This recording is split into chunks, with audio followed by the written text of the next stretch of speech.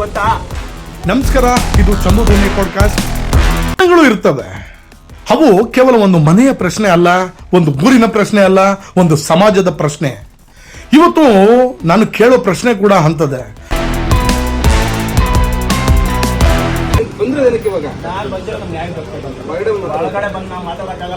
ದೇವನಹಳ್ಳಿ ಬೆಂಗಳೂರಿಗೆ ಪಕ್ಕದಲ್ಲೇ ಇರುವ ಒಂದು ಊರು. ಬೆಳವಣಿಗೆಯ ಹೆಸರಿನಲ್ಲಿ ದೊಡ್ಡ ದೊಡ್ಡ ಪ್ರಾಜೆಕ್ಟ್ಗಳು ಬರ್ತವೆ, ರಸ್ತೆಗಳು ದೊಡ್ಡದಾಗ್ತಿವೆ, ಜಮೀನು ಬೆಲೆಗಳು ಗಗನಕ್ಕೆ ಏರ್ತಿವೆ. ಆದರೆ ಒಂದು ಪ್ರಶ್ನೆ ಮಾತ್ರ ಇನ್ನೂ ಅಲ್ಲೇ ನಿಂತಿದೆ: ನ್ಯಾಯ ಎಲ್ಲಿದೆ? ಬೀದಿ ಹೋರಾಟ ಮಾಡೋಕ್ಕೂ ನಮಗೂ ಐತೆ. ನಿಮ್ಗೆ ಬೀದಿ ಹೋರಾಟ ಮಾಡಿ ಅದಕ್ಕೆ ಹಕ್ಕಿದೆ. ಪರ್ಮಿಷನ್ ತಗೊಂಡಿದ್ದೀರಾ? ಪರ್ಮಿಷನ್ ಎಲ್ಲ ಎಷ್ಟು ಜನ ಇದ್ದಾರೆ ಇಲ್ಲಿ? ಒಂದು ಪ್ರಕರಣ ಭಾರತೀಯ ನ್ಯಾಯ ಸಂಹಿತೆ BNS 194/3 ಅಡಿಯಲ್ಲಿ UDR ಡೆತ್ ಆಗಿದೆ, ಅನ್ಯಾಚುರಲ್ ಡೆತ್ ರಿಪೋರ್ಟ್ ಆಗಿ ದಾಖಲಾಗಿದೆ. UDR ಅಂದ್ರೆ ಏನ್ ಗೊತ್ತಾ? ಅದು ಸಹಜ ಸಾವಲ್ಲ, ಸಂದೇಹಾಸ್ಪದ ಸಾವು.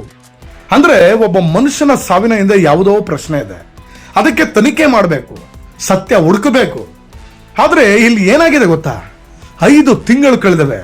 ಹೌದು, ಒಂದು ದಿನ ಅಲ್ಲ, ಒಂದು ವಾರ ಅಲ್ಲ, ಪೂರ್ಣ 5 ತಿಂಗಳು.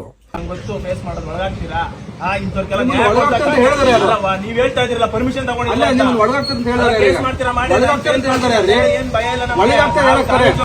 ಆದ್ರೆ ಆ ಫೈಲ್ ನಲ್ಲಿ ಏನೂ ನಡೆದಿಲ್ಲ.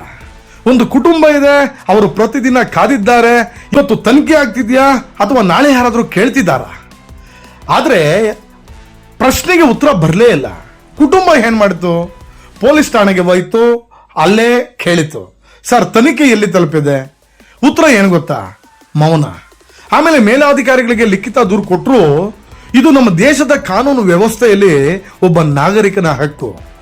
ಆದ್ರೆ ಅದಕ್ಕೂ ಉತ್ತರ ಇಲ್ಲ. ಇಲ್ಲಿ ಒಂದು ಕ್ಷಣ ಯೋಚಿಸಿ, ಒಬ್ಬ ಮನುಷ್ಯ ಸತ್ತಿದ್ದಾನೆ, ಒಂದು ಕುಟುಂಬ ನ್ಯಾಯ ಕೇಳ್ತಾ ಇದೆ, ಆದ್ರೆ ವ್ಯವಸ್ಥೆ ಮಾತ್ರ ಮೌನವಾಗಿದೆ. ಏನು ನ್ಯಾಯ ಕೊಟ್ಟಿದ್ರೆ ಹೇಳಿದ್ರಲ್ಲ, ಕಂಪ್ಲೇಂಟ್ ಯಾರು ಮೆನ್ಷನ್ ಮಾಡಿದ್ರಲ್ಲ, ನಮ್ಗೆ ಅನುಮಾನ ಇದೆ ಅಂತ.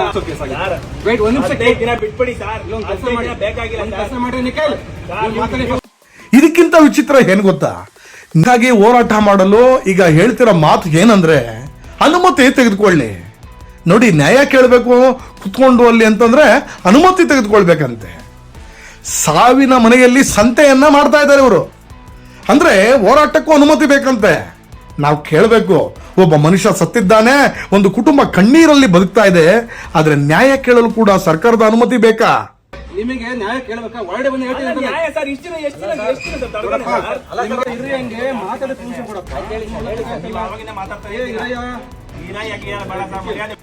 ಈ ಪ್ರಶ್ನೆ ದೇವನಹಳ್ಳಿಯ ಪ್ರಶ್ನೆ ಮಾತ್ರ ಅಲ್ಲ, ಇದು ಪ್ರತಿ ಸಾಮಾನ್ಯ ನಾಗರಿಕನ ಪ್ರಶ್ನೆ. ನಮ್ಮ ದೇಶದಲ್ಲಿ ಕಾನೂನು ದೊಡ್ಡದು, ಪುಸ್ತಕಗಳು ದೊಡ್ಡದು, ವಿಧಾನಗಳು ದೊಡ್ಡದು. ಆದ್ರೆ ಒಬ್ಬ ಬಡ ಮನುಷ್ಯನಿಗೆ ನ್ಯಾಯ ಸಿಗಬೇಕಾದ್ರೆ ಅದು ಯಾಕೆ ಇಷ್ಟು ದೂರವಾಗುತ್ತೆ? ಇಲ್ಲಿ ಮತ್ತೊಂದು ಪ್ರಶ್ನೆ ಬರ್ತಾ ಇದೆ: ಪೊಲೀಸ್ ಯಾರಿಗಾಗಿ? ಪೊಲೀಸ್ ವ್ಯವಸ್ಥೆ ಸಮಾಜವನ್ನ ರಕ್ಷಿಸಲು. ಆದ್ರೆ ಕೆಲವೊಮ್ಮೆ ಜನರ ಮನಸ್ಸಿನಲ್ಲಿ ಒಂದು ಭಯ ಹುಡ್ತದೆ. ಉಳ್ಳವರ ಪರವಾಗಿ ಪೊಲೀಸ್ ಇದ್ರೆ, ಇಲ್ಲದವರ ಪರವಾಗಿ ಯಾರು? ಈ ಪ್ರಶ್ನೆ ಬಹಳ ಕಠಿಣ ಪ್ರಶ್ನೆ. ಆದ್ರೆ ಇದನ್ನ ಕೇಳಲೇಬೇಕು. ಯಾಕೆಂದ್ರೆ ನ್ಯಾಯ ತಡವಾದ್ರೆ ಅದು ನ್ಯಾಯವೇ ಅಲ್ಲ. ಈ ಮಾತು ಇತಿಹಾಸದಲ್ಲಿ ಹಲವು ಬಾರಿ ಹೇಳಲಾಗಿದೆ. ಆದ್ರೆ ಇವತ್ತು ದೇವನಹಳ್ಳಿಯಲ್ಲಿ ಅದೇ ಮಾತು ಮತ್ತೆ ಕೇಳಿಸ್ತಿದೆ. ಒಂದು ಕುಟುಂಬ ಕಾಯ್ತಿದೆ, ಒಂದು ಊರು ನೋಡ್ತಿದೆ, ಸತ್ಯ ಯಾವಾಗ ಹೊರಬರುತ್ತೆ ಅಂತ, ತನಿಖೆ ಯಾವಾಗ ನಡೆಯುತ್ತೆ ಅಂತ, ನ್ಯಾಯ ಯಾವಾಗ ಸಿಗುತ್ತೆ ಅಂತ. ಇದು ಒಂದು ಕುಟುಂಬದ ಕಣ್ಣೀರು ಮಾತ್ರ ಅಲ್ಲ, ಇದು ಸಮಾಜದ ಆತ್ಮಸಾಕ್ಷಿಗೆ ಕೇಳಿದ ಪ್ರಶ್ನೆ. ನಮ್ಮ ಸಮಾಜದಲ್ಲಿ ಕಾನೂನಿದೆ, ಪೊಲೀಸ್ ಇದೆ, ನ್ಯಾಯಾಲಯ ಇದೆ. ಆದ್ರೆ ಸಾಮಾನ್ಯ ನಾಗರಿಕನಿಗೆ ನ್ಯಾಯ ಸಿಗ್ಬೇಕಾದ್ರೆ ಅವನು ಇನ್ನೇನು ಮಾಡಬೇಕು? ಇದು ನಮ್ಮ ಎಲ್ಲರಿಗೂ ಯೋಚಿಸಬೇಕಾದ ಪ್ರಶ್ನೆ.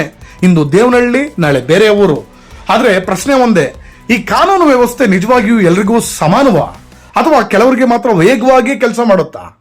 ಈ ಪ್ರಶ್ನೆಗೆ ಉತ್ತರ ಕೊಡಬೇಕಾದ ಸಮಯ ಬಂದಿದೆ. ದೇವನಹಳ್ಳಿ ಕೇಳ್ತಿದೆ, ನ್ಯಾಯ ಬೇಕು, ನ್ಯಾಯ ಬೇಕೇ ಬೇಕು.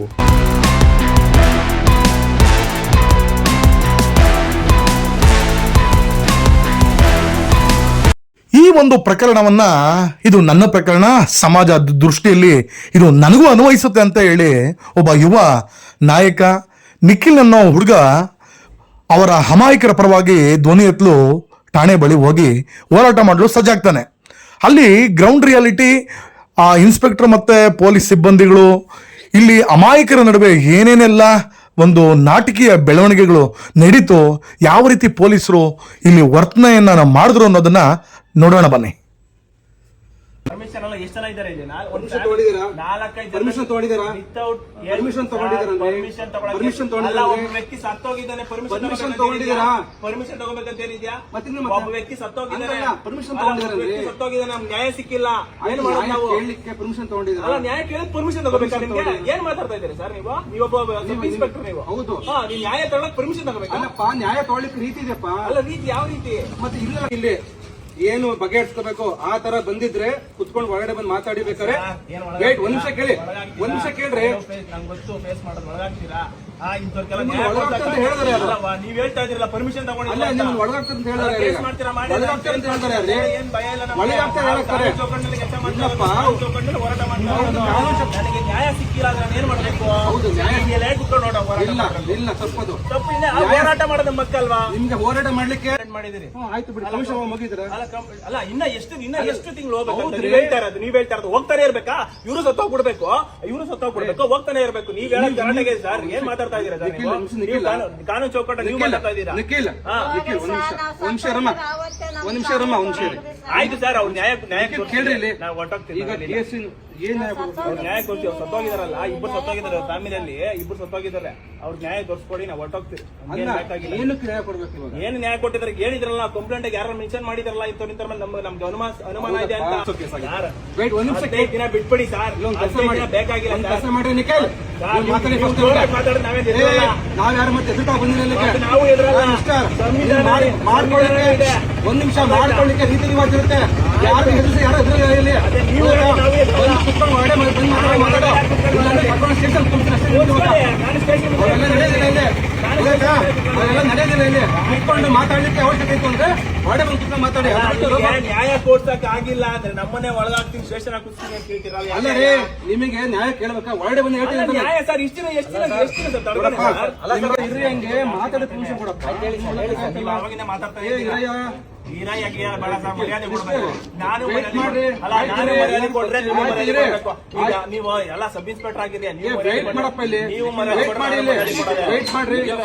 ವೇಟ್ ಮಾಡಿ. ವೇಟ್ ಮಾಡಿ. ನೀವ್ ಹೇಳೋದಕ್ಕೆ ನಾವ್ ಹೇಳೋದು ಕೇಳಿ ಸರ್ ಒಂದ್ಸರಿ ಸರ್. ನಾವು ಅಟ್ರಾಸಿಟಿ ಕಂಪ್ಲೇಂಟ್ ಕೊಟ್ಟಿರೋದು ಅಲ್ಲಿ ಆಯ್ತದ. ಯುಡಿಆರ್ ಏನೋ 194 ಸಬ್ ಕ್ಲಾಸ್ ಏನೋ ಇದೆಯಲ್ಲ ಅದು ಆಯ್ತದು. ನಾವು ಈಗ ಕೊಟ್ಟಿರೋದು ಅಟ್ರಾಸಿಟಿ ಬರುತ್ತೆ. ಅದು ನೀವು ಓದಿದ ಕಂಪ್ಲೇಂಟ್ ಕಾಪಿ ಇಲ್ಲ, ನೀವು ಓದಿಲ್ಲ. ನೀವು ಓದಿದ್ರೆ ಮಾತಾಡ್ತಾ ಇದ್ದೀರಿ, ನೀವು ಕುತ್ಕೊಂಡಿದ್ರೆ ನೀವು ಮಾತಾಡ್ತಿದ್ರೆ ಅಷ್ಟೇ. ಯಾವ ಕಂಪ್ಲೇಂಟ್ ಕಾಪಿ? ನಾವು ಕಂಪ್ಲೇಂಟ್ ಕಾಪಿ ACB ಕಂಪ್ಲೇಂಟ್ ಅದು ಅಟ್ರಾಸಿಟಿ ಬರುತ್ತೆ. ಅಟ್ರಾಸಿಟಿ ಓದಿದಿರಾ? ರೀಸೆಂಟ್ ಸುಪ್ರೀಂ ಕೋರ್ಟ್ ಜಡ್ಜ್ಮೆಂಟ್ ಗೊತ್ತಿದ್ಯಾ? ಸರ್ ನಾವು ರೀಸೆಂಟ್ ಸುಪ್ರೀಂ ಕೋರ್ಟ್ ಜಡ್ಜ್ಮೆಂಟ್ ಗೊತ್ತಿದ್ಯಾ? ಅಲ್ಲ, ನೀವು ಹೇಳಿ, ನೀವು ಪ್ರೈಮ್ ಆಫೀಸ್ ಏನ್ ಕಾಣಿಸ್ತದೆ ಫಸ್ಟ್ FIR ಮಾಡ್ಬೇಕು ಅನ್ಸುತ್ತೆ. ಕೆಲಸ ಮಾಡ್ರಿ. ಒಳಗಡೆ ಬಂದು ಕುತ್ಕೊಂಡ್ರೆ ಮಾತಾಡಕ್ಕೆ ನೀವು ಅಷ್ಟ ಆಯ್ತು, ಒಳಗಡೆ ಸರ್, ನಿಮ್ಗೆ ಗೊತ್ತಿಲ್ಲ ಇದು ಕೇಸ್ ಬಗ್ಗೆ. ಕೇಸ್ ಅಲ್ಲ, ನೀವು ಓದಿರ್ಬೋದು ನನಗೆ ಅಷ್ಟೇ. ಕೇಸ್ ಬಗ್ಗೆ ಗೊತ್ತಿರ್ಬೋದು.